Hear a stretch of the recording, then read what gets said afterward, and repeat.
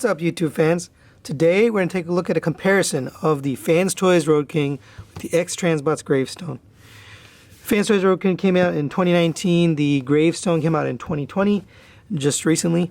We are going to compare them in all two modes. We don't really know what the combined mode is. We could probably guess, but I'm not going to waste time speculating just because I don't have any instructions or anything that tells me how to go to combined mode.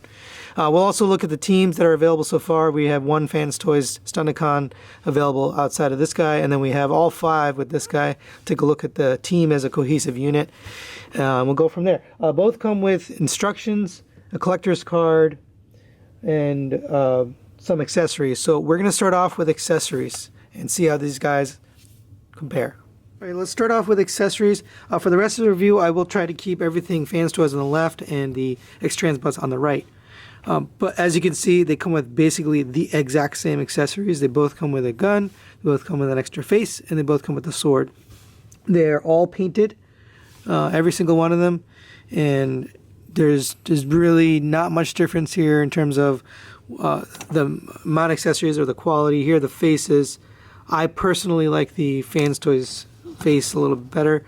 They both come with an alternate yelling face. I just have the yelling face on the figure, so really no difference whatsoever. So we're going to give it a tie for accessories for both. All right, now let's talk about sculpt. Now, sculpt is a very subjective thing. Obviously, everybody has their own opinion on how it should look. Does it look like the cartoon? Does it look like what you imagined when you were a kid? Now, that's why this part's going to be very, very subjective. So I'm giving my opinion, and that's what these videos are. But I know there's going to be people that defer with me. So both of these look really good, actually. They both have a pretty good sculpt. And let's just kind of get into the details here. So first, we'll also put the G1 cartoon up here for a point of reference. They both nail the translucent purple plastic here. The X-Transbots does have the faux cab here, whereas the FansToys, they kind of did this magic where they had it fold up and become this shorter cab. So that is actually the front of the cab, which is really ingenious, really incredible design. In terms of colors, they are very similar. The X-Transbots are more of a purplish black, whereas the FansToys is just a deep black, kind of a metallic black paint. They're both painted pretty much everywhere, all across the legs, the cabs, the chest, the head, the face, the arms. Everything is painted on both of these figures. I really can't say that one or the other is not. Here's the side profile. Now you see the FansToys does have the gray paint here because that's what shows up in the vehicle mode, so they had to paint that, whereas this one's got the more accurate white. But then on the back of the hands, you've got this black piece, and also on the inside of the hands, you've got this black piece. And that kind of breaks up the sculpt there and some of the colors. Here's the back. Now, actually, let's look at the backpack. If you actually measure the X-Transbots backpack, is a little bit deeper, which is, you know, kind of a surprise because you've got an entire trailer here on the back. But when you look at it from straight on in the back, I definitely think the X-Transbots is cleaner. You know, this has got a lot of panels and stuff. It looks bulky. This cleans up and it's tight.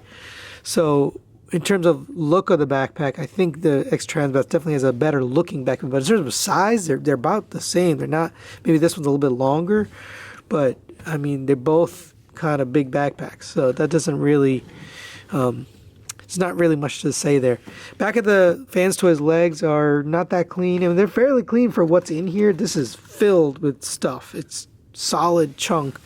The X-Transbots is also filled with stuff, but from the side you do see the wheels. The wheels aren't hidden away, so you can see some of the kibble here, but still pretty clean. So I think I'd give, you know, cleanliness to X-Transbots, although they're both pretty good there. So in terms of sculpt, all around, I think I'm going to give them a tie. They both have their own little things that make them good, but then they also both have drawbacks, like for example, the black color and the gray on the side. So I can't really pick a clear winner here. They both kind of nail it in their own way. So we're going to give Sculpt a tie for both. Right, now let's talk about the paint. I did mention already that they are all both pretty much painted all the way around, both vehicle mode and the robot mode. They have pretty much paint everywhere you would want it. So I can't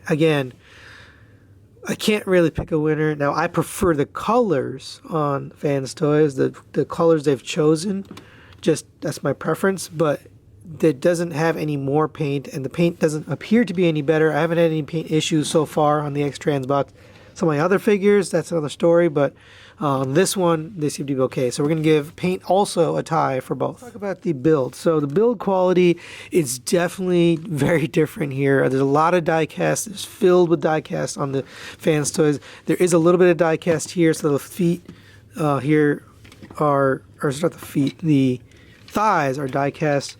The rest is mostly plastic, but the chest is also die cast. On the FansToys, there's kind of die cast all over. Some of the feet are die cast pieces and parts here and there. The legs, part of the chest, a lot of the inner hardware is die cast. Let's see, all back here, that's all die cast on here. So you've got a lot of die cast on this, and it does make it heavy, but it's the transformation that really reveals the hardware. So you've kind of got to open up things and look inside here, and when you get inside, especially inside, you know, the chest on the X-Transbots and then inside the legs, that's where you see the build quality vary quite a bit.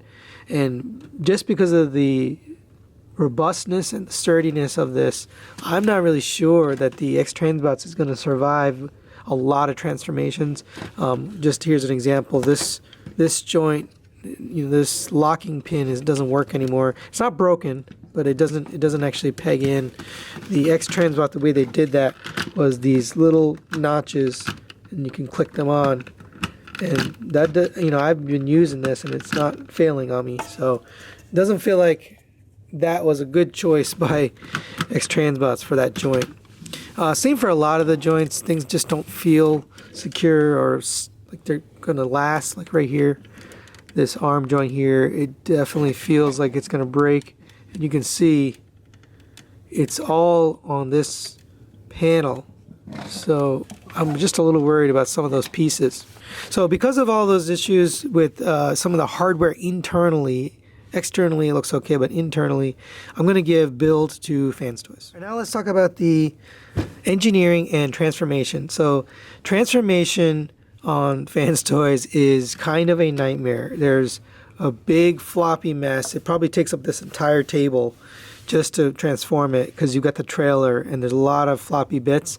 It's not breaking or anything, it just is kind of a mess. The X-Transbots is a much cleaner transformation, very simple. I actually can transform this now in less than 5 minutes. The FansToys is a little bit longer because of all the trailer and the pieces and trying to get things pegged in, and you need a spudger because there's some parts that don't come out, so you need something to pull it apart. So because of that, I would give transformation to X-Transbots. However, engineering, I'm going to give to FansToys. And the reason being, this thing is absolutely mind-blowing. How they made it transform with a trailer inside of it and just all compact down to this is just absolutely incredible. I think that's one of the best transformations I've ever seen. So we'll give transformation to X-Transbots, but engineering to FansToys. Now we're going to talk about articulation. Now they are very similar in terms of their ability to articulate, and I'm going to just go over what I find as the differences. So elbow bend, they both have a single joint. The FansToys has a little bit nicer of a sculpt here, and it goes a tiny bit further on the elbow. But some of the other joints, X-Transbots has a lot better. So the ab crunch goes all the way up to there. In fact, you can get them sitting down like this. And although this doesn't work, right, these pins no longer hold, it does actually give you more articulation. So I'm going to have to give them that as a little bit more articulation. You can get FansToys down to there, but you can't bend all the way like the X-Transbots. And it is a little bit hard to get it back in. But in terms of the Legs, everything is pretty much the same. You do have a double jointed knee on FansToys, but just because of the bulkiness, not really ever going to be able to utilize that. As far as the head, the FansToys is the entire box rotates. You can sort of get the head moving, but not really. On the X-Transbots, the box rotates and then the face moves up and down, and you get a tiny bit more up on the X-Transbots. And then you also have this shoulder joint, so the X-Transbots got a butterfly joint here. FansToys also has a butterfly joint, but it's not as pretty. It exposes this hardware here. So just because of those mildly better articulation on the X-Transbots, we're going to give articulation to X-Transbots. Right now, let's take a look at the vehicle modes. We have FansToys on the left and Motormaster on the right. And you can see right away the differences in the cab. X-Transbots pretty much went with purple for everything. All of their accents. So the grille, the bumper, on the side, you've got the rear view mirrors. On the gas can, you've got purple instead of silver. So, and then even the smokestacks are purple instead of the chrome. So that's just a design choice, or like a accent choice.